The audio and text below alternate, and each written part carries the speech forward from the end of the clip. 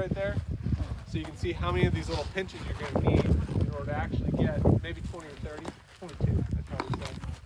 But once again, you're going to want quite a bit of this stuff because look, that stuff just flies away in the wind, okay? Burns very quickly too, so yeah.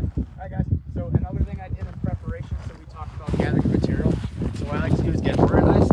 So what I do is I grab, you know, a good handful of this stuff, a good handful of the smaller stuff. So let me explain why I set this stuff up. So like I said, we're building a fire that's for Yuma, Arizona, right? Where it's dry. In winter environments, I want to protect the stuff. I don't necessarily want it just sitting on the ground. So I might be underneath my shelter doing this in case it's a rainy environment. So what I have here is, I call it a platform and a brace. So this is the platform, where that's on the ground. This is the brace. I take my tinder and I put it right where the brace is. So now why do I want to use the brace? Because you can put like the spool on top of the brace so it will go right into the tinder. Yeah, I can use it absolutely just like that as a point of leverage. Any other reasons too? It could like maybe block the wind a little. Yeah, it creates a little wind block. Absolutely, these are all good answers too. There's also one more thing I'm looking for.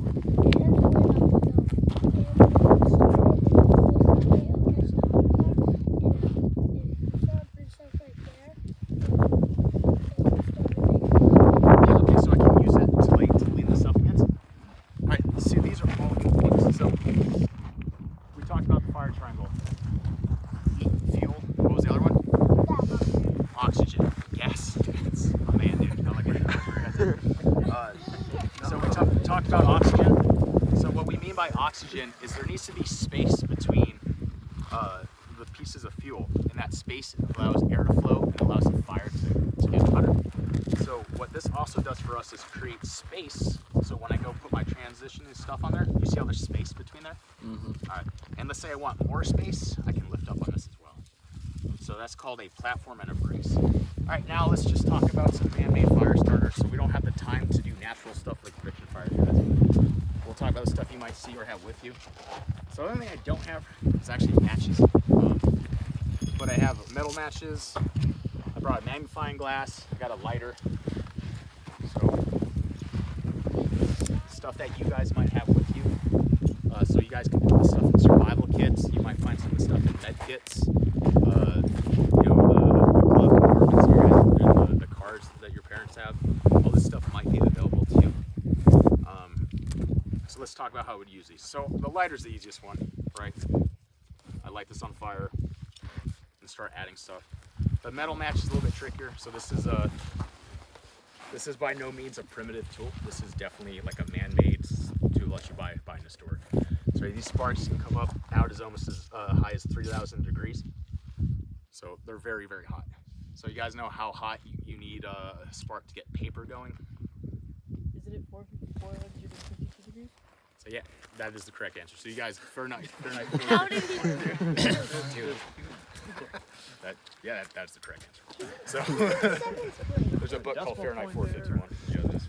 Good book. Yeah. So that's what you need to get paper going. Yeah. It's the same thing as this. Wait, what about the magnifying glass? So the magnifying glass you just brought out, we can try it. You guys want to try this? Yeah. All right. Yes. We'll work it nice. Started with the sun. Wait, started with the sun. Okay, so I'm going to explain a couple things about the magnifying glass. It works better at like in noon or in later parts of the day than it does early in the morning. So we were actually having trouble getting the fire going this morning with this, but we're going to try. As long as we turn the camera off, as if I fail. We'll turn the camera off or stop it. Just because there's smoke does not mean that there's fire. So we're going to try with the magnifying glass because that's what you guys want to do. But before we do that, let's just talk about the metal match in case you guys find these. To use this thing effectively, you put it right in your tinder and you work the same spot over and over and over again until you get it going. But since you guys are excited about the magnifying glass, I got some work on the metal match last night. All right. So something we can do to help is we can kind of put a rock on here, and what that's going to do is make that flat. And then let's find a good angle. Oh right. my god. I think that is very right. Notice how he uses that log that's right there, his brace, to kind of support his hand. So that's it. you No. guys probably don't have this issue very much. They just start Because you guys' smoking. hands don't shake as much as ours do now. Oh my But god. supporting your hand and having it set so it actually stands. Hey, Gil, get out of the way. Oh, come on, guys. We're all gonna die out here. Yo. We're gonna try, guys. So I'm gonna point this out. This is an experiment. Guys, get out of the way. Stand on this. Stay out of the light. Everybody wants to Now, see at it. least I have a good excuse why this is not gonna be going. I'm gonna blame it on you guys. So. All right, let's see. How is So it smoke doing- doesn't mean fire.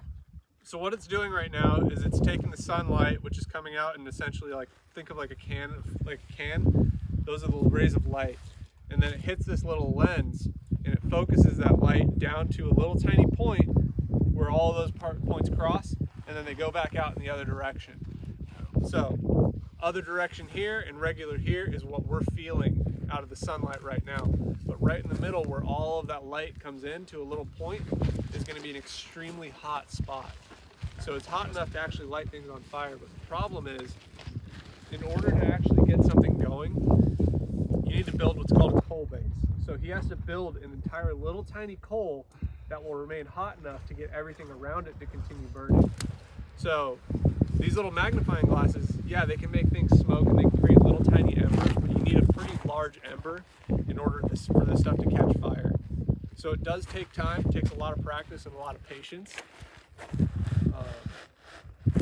We're gonna